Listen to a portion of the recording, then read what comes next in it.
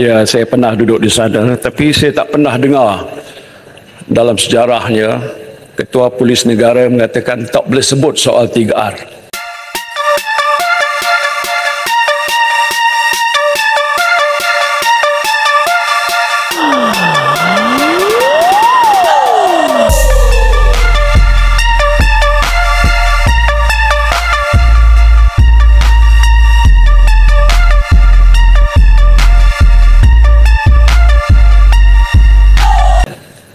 Boleh sebut, tetapi jangan menyebut tentang perkara-perkara yang boleh menyentuh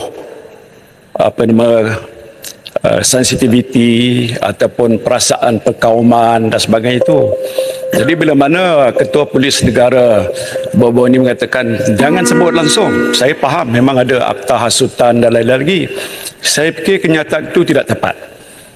Jadi saya minta supaya Yang Berhormat Menteri boleh tak beritahu pada Ketua Polis Negara, jelaskan boleh, pasal kita ada hak dan kebebasan untuk bersuara, semua kita boleh cakap cara yang baik. Jadi kalau tak ada banyak soalan memperjuangkan nasib kaum orang Melayu, takkan itu bercanggah? Atau nak mendokong perlembagaan negara menegakkan sistem beraja, takkan itu bercanggah? Jadi kalau kita nak cakap sekarang ni takut, pasal pihak polis yang saya diberitahu tidak ada SOP. Jadi siapa sebut kita panggil, dan saya dah 5 kali kena panggil, padahal saya tidak mengacu sesiapa. Jadi boleh tak Yang Berhormat Menteri minta supaya Ketua Polis tarik balik kenyataan itu dan berikan penjelasan secara terperinci. Yang keduanya, saya nak tahu tentang status kalimah Allah, di manalah kedudukannya dan bagaimanalah cara kerajaan nak menyelesaikan masalah itu. Terima kasih. Selamat Menteri. Terima kasih. Akan saya dari Pago. Kalimah Allah. Ekoran keputusan Hakim Mahkamah Tinggi dalam kes Jill Island lawan Kerajaan Persekutuan. Tan Sri sedia maklum bahawa keputusan itu memenangkan Jill Island atas asas bahawa Jemaah Menteri pada mesyuarat 1986 dulu terhadap 4 istilah telah diberikan keputusan yang dianggap sebagai partially banned. 4 istilah.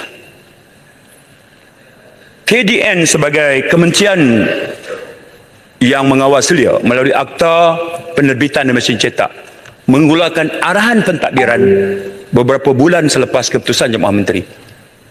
Arahan pentadbiran di bawah KDN melalui bahagian PK ialah totally banned. Jadi hakim perbicaraan Mahkamah Tinggi, dia sebut mahkamah ini mahkamah sivil. Dia bukan nak buat keputusan mengenai teologi. Isu ini isu administratif, ada percanggahan antara keputusan Jemaah Menteri dengan arahan pentadbiran yang dikeluarkan oleh KDN. Dia buat keputusan berasaskan kepada percanggahan itu. Mahkamah Tinggi, Peguam Negara kemudian menasihati bahawa kita tidak meneruskan rayuan. Sebaliknya, arahan pentadbiran itu tidak lagi boleh digunakan pakai kerana keputusan Mahkamah Tinggi. Maka kita mengadakan arahan pentadbiran yang baru. Bagaimana arahan pentadbiran baru? Kita telah mengadakan sesi libat urus 5 kali. Dan kemudian hasil libat urus itu telah pun kita bentangkan pada MKI yang dipungsikan oleh Tuanku Sultan Selangor. Saya dipahamkan agenda tentang hasil libat urus itu sebagai satu cadangan ke arah membina arahan pentadbiran baru, dijadualkan akan dibentangkan kepada Mesyuarat Raja-Raja yang akan bersidang di antara 25 hingga 27. Okay, itu hasil sekarang ini ya. Hasil perbincangan dah ada, dah dibentang pada MKI, dipungsi Sultan Selangor dan dijadualkan dibentangkan oleh Sekretariat MKI kepada Majlis Raja-Raja. KDN akan mengambil panduan daripada situ untuk mengadakan garis panduan yang baru bagi isu penggunaan kalimah Allah. Baik. Ketua Polis Negara dikatakan mengeluarkan kenyataan tak boleh bercakap tentang 3R. Tuan Sri, nak cakap tentang bangsa kita, kasih sayang pada bangsa, bangsa mesti rajin, bangsa mesti terus maju, tingkatkan martabat dan kemuliaan, tak ada siapa hal, tak ada salah apa-apa pun. Teruslah cakap, tak ada isu apa. Okey? Tak ada. Yang tak boleh apa? Yang tak boleh kalimah macam ini. Mengundi Pakatan Harapan adalah bahaya kerana Pakatan Harapan menaja kumpulan Yahudi. Itu tak boleh lah. Ya. 17 bulan 11 2022 5 petang. Aduan telah dibuat di atas ucapan Paguh dalam ceramah Mega PN Best 16 bulan 11 2022 di Padang Bukit Mo, Parit Jawa. Gading. Yang ini disebut. Jadi polis terpaksa buka siasatan lah. Sebab ada aduan. Apa kalimahnya? Nak cakap tentang bangsa Melayu, Islam agama yang suci, murni, silakan. Tapi bila sampai kepada bahaya Pakatan Harapan kerana menaja kumpulan Yahudi dan menyebabkan kristianisasi di Malaysia, polis siasat lah. Ya. Kalau polis siasat datang ini, Tan Sri dipanggil lah. Tak adalah hina dipanggil ke balai polis, tak ada apa. Bagi kenyataan 112 ambil. Itu aja. Kenyataan macam ini. Contoh, kenyataan bagaimana yang polis siasat. Bagi contoh. Baik.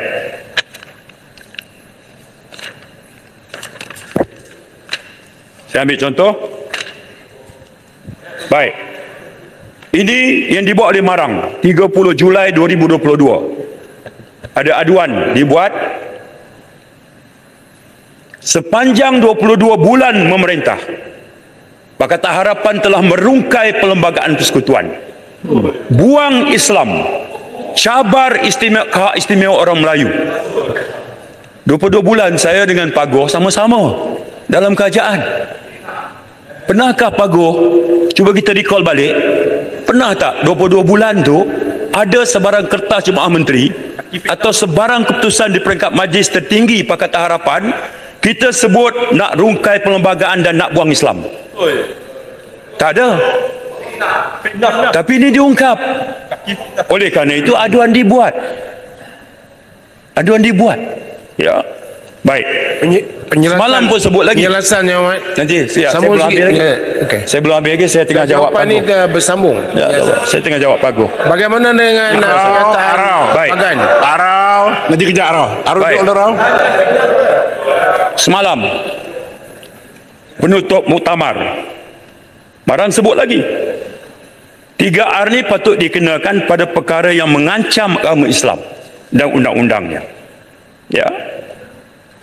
Bukan ambil tindakan pada orang yang menasihati kerajaan, menasihati orang Melayu tentang 3R. Nasihat tak ada masalah.